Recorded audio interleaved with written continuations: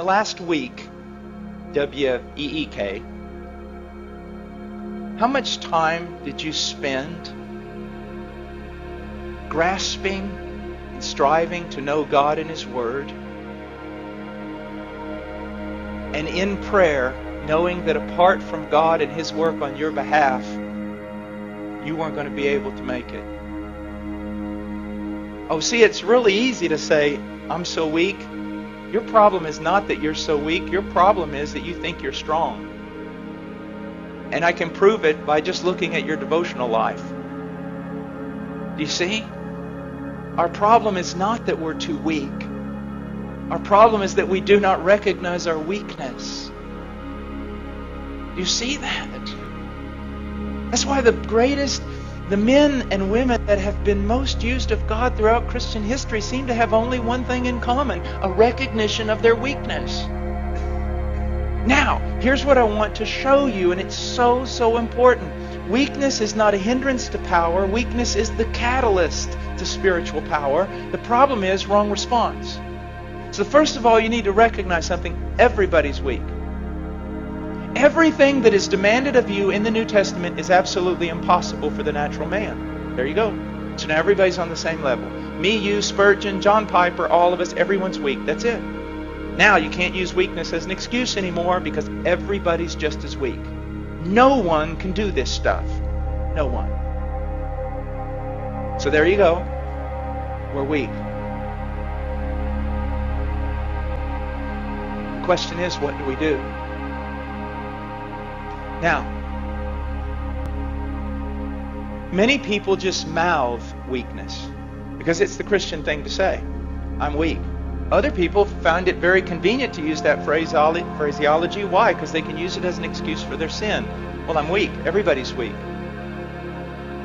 But the right mindset here is in recognizing your weakness, it drives you to God. Immediately to God. Believing in faith that He's the fountain He claims to be. That He's the source and the helper that He claims to be. That He is one of unlimited resources. That He does not greedily hand out to children, but He lavishes upon us. So see, your problem is that you're really not recognizing you're weak. Or you recognize you're weak, but you just stay there in your weakness. The thing is, your weakness ought to drive you to God every time. But here's the problem. Let's enter in with your heart condemning you and Satan helping your heart condemn you. See, I have found so many people. I saw someone last night and I dealt a long time with them. Precious little girl. She recognized her weakness. She recognized her frailty. She recognized her sin. She recognized there were some things in her life she couldn't overcome right now. But here was her problem. She would see her sin, and because of the work of the devil and sometimes our own heart condemning us, she would put herself in the penalty box every time that she sinned. Well, you can't go to God right now. You can't just keep running back to Him. I mean, you sinned yesterday and you repented and asked for forgiveness. Now you've done the same exact thing today. I mean, you run back to Him, you're just a hypocrite. You don't appreciate God. You don't have a high view of God. What do you think? God just hands out pardon to everyone? And isn't that what we do? And isn't that what we think? We sin, a sin that we've already sinned and already repented of, and because of it we think we need to put ourselves in a penalty box for a little while, at least a couple of days, and try to work our way back into favor before we come to God. Because if we think, actually, you mean if I go back every time I do this, just immediately, not only going back and asking for forgiveness, but expecting forgiveness, isn't that hypocrisy? Isn't that a low view of God? Isn't that treating God as a forgiveness machine? No, it's being biblical.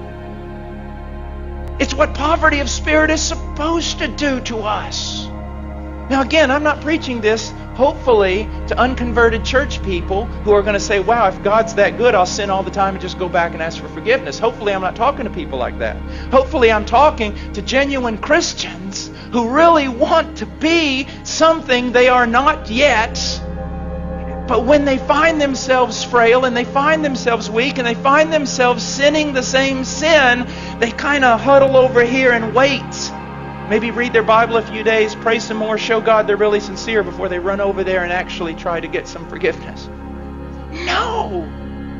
One of the great joys of my life is when I discovered that the moment I sin the sin I always sin, my first response ought to be to latch a hold of Christ. And not beggarly, not thinking, oh, here I am, you ought to strike me down. But no, I latch a hold of Christ saying, I believe your promises.